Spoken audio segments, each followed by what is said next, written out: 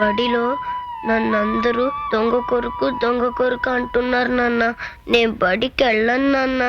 అలా అనకు బాబు, బాగా చదవాలి, దొంగ కొడుకు దొరకావాలి.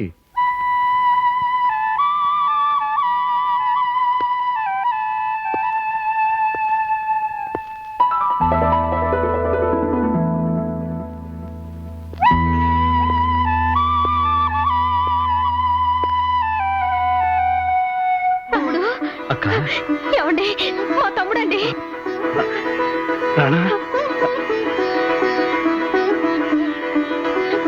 కోటేశు, మట్టయ్య, నాగప్ప, కొండలు, బ్లేడు, భైరవయ్య, ఎల్లమ్మ, పల్లమ్మ, రండి రండి. తీసుకో. అయితే నిన్ను మన ఊరికే ఇన్స్పెక్టర్ గా వేశారన్నమాట. అవునక్క. చూడండి. ఏమిటి అంతా వింతగా చూస్తున్నారు? నేను మీ రాణాని. ఓరయ్యా ఎంతోడివయ్యావురా.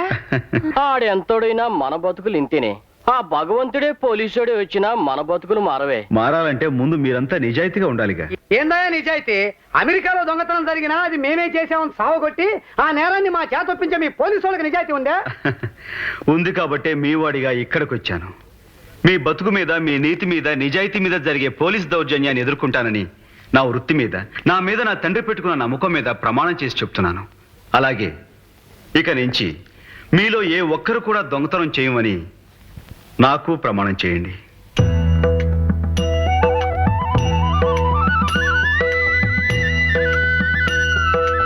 ఏంటే దూరంగా నిలబడి ఇడ్డోరని చూస్తారు, మీరు వచ్చి ఒట్టేయండి. ఏమిటి వీళ్ళు ఇక్కడ వాళ్ళేనా? ఇక్కడ వాళ్ళేమిట్రా, నీ మేనత్త కూతురు లోటీ రాణి. ఓహో.